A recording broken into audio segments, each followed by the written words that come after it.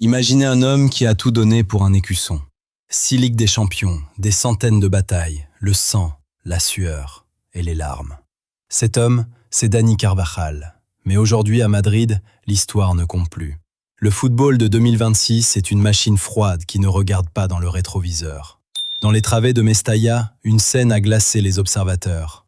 Carvajal, le capitaine, l'âme du madridismo, est resté scotché au banc de touche pendant 90 minutes. À sa place, un jeune de la Castilla et une star recrutée à prix d'or. Derrière ce choix, un homme, Álvaro Arbeloa. L'ancien coéquipier est devenu bourreau. Ce n'est pas juste un choix de coach, c'est un changement de paradigme. C'est l'histoire d'un Real qui décide de tuer ses pairs pour ne pas mourir. Aujourd'hui, on plonge dans les entrailles du nouveau système madrilène, entre trahison de vestiaire, garde du corps tactique et le cas Mbappé qui commence à sérieusement inquiéter l'Espagne. Bienvenue dans ce nouveau Deep Dive. Pour comprendre la tension actuelle, il faut rembobiner un peu. Le Real Madrid d'Arbeloa est une anomalie statistique. 7 victoires consécutives en Liga, une maîtrise totale, et pourtant un sentiment de malaise permanent. Pourquoi ? Parce qu'Arbeloa a fait ce que personne n'osait faire après le départ d'Ancelotti. Il a dépersonnalisé le Real. Regardez les absences. Vinicius, Rodrigo, Bellingham. N'importe quel club aurait sombré. Mais ce Real-là s'en moque. Il s'appuie sur une structure, presque militaire. Mais cette structure a un coût humain. Le cas Carvajal est le sommet de l'iceberg. Blessé gravement au genou en octobre 2024, Dani pensait revenir en sauveur. Mais il a trouvé un vestiaire qui avait appris à vivre sans lui. Et surtout, un coach qui privilégie la prudence. Ou peut-être la politique. En coulisses, on murmure que le divorce entre Arbeloa et Carvajal est total. C'est ironique, quand on sait qu'il y a 10 ans, c'était Arbeloa qui servait de doublure à Carvajal. Aujourd'hui, les rôles sont inversés et la rancœur est tenace. Carvajal voit la Coupe du Monde 2026 approcher et son contrat se terminer en juin. Il se sent trahi par le club de sa vie.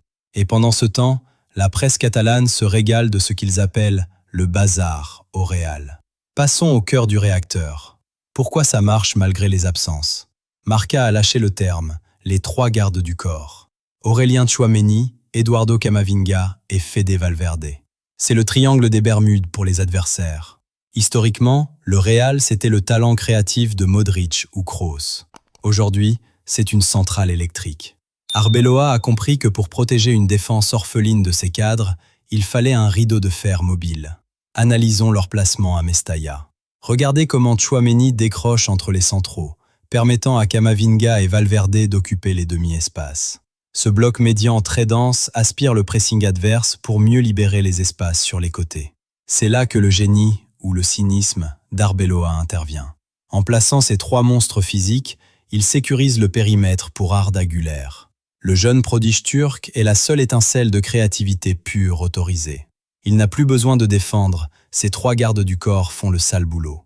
Et que dire de l'intégration de Trent Alexander-Arnold ? Il n'est pas un latéral droit classique. Arbeloa l'utilise comme un quarterback inversé. Il rentre à l'intérieur du jeu, créant une supériorité numérique au milieu, ce qui force le bloc adverse à se contracter. C'est mathématique. Si vous contractez le centre, vous libérez l'aile gauche. Et qui attend sur l'aile gauche ? Un certain Kylian Mbappé. Kylian Mbappé au Real Madrid, c'est un film en 2 parties. D'un côté, les chiffres. Il marque, il est décisif. Il s'adapte à ce rôle d'ailier gauche imposé par l'absence de Vinicius. De l'autre, son langage corporel. Ce qui s'est passé à Valence est révélateur. Des insultes captées par les caméras, une frustration qui déborde à chaque coup de sifflet. Pourquoi un joueur qui gagne tout et qui performe est-il aussi nerveux ? La réponse est dans le système. Mbappé n'est plus le centre du monde tactique comme au PSG. Dans le système d'Arbeloa, il est un exécutant d'élite. Il doit s'adapter aux mouvements de Güler et aux montées d'Alexander-Arnold. Cette perte de liberté totale le ronge. En Espagne, on commence à fatiguer de ces dérapages verbaux. Si aucune sanction n'est tombée parce que l'arbitre n'a rien mis dans son rapport, l'image du Français est écornée. Il est perçu comme un joueur en conflit permanent avec l'autorité arbitrale espagnole. Mais attention, sur le terrain, sa connexion avec le trio de fer est terrifiante. Valverde le cherche constamment dans la profondeur. Mbappé transforme des ballons anodins en occasions nettes. Il est dans une forme physique qu'on ne lui avait plus connue depuis 2 ans, loin des blessures. C'est le paradoxe Mbappé. Il n'a jamais été aussi fort collectivement, et pourtant, il n'a jamais semblé aussi malheureux individuellement. Mais le Real n'est pas le seul club en pleine mutation. Traversons la Manche.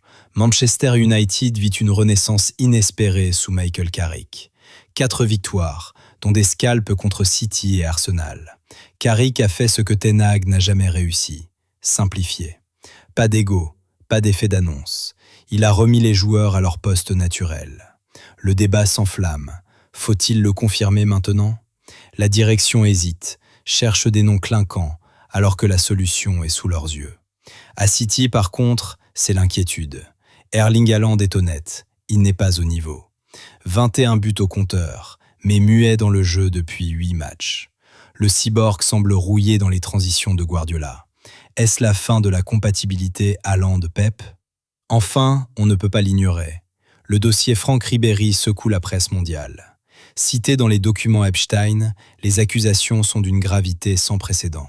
Si la justice n'a pas encore tranché, le nom de l'ancienne gloire des Bleus est associé à des contextes sordides qui dépassent largement le cadre du football. C'est un séisme qui rappelle que le foot est parfois rattrapé par une réalité bien plus sombre que le terrain. Alors, que retenir? Le football de 2026 est en train de muter. On entre dans l'ère des entraîneurs architectes comme Arbeloa ou Carrick qui font passer le système avant les idoles. Le Real Madrid est en train de réussir sa transition, mais au prix fort, celui de ses légendes. Si Carvajal part en juin, c'est la dernière attache avec l'ère dorée des années 2010 qui se rompt. Le Real devient une équipe de transition, de puissance brute, portée par des gardes du corps infatigables. Quant à Mbappé, il doit choisir. Devenir le leader sage que Madrid attend, ou rester ce joueur frustré qui lutte contre le système.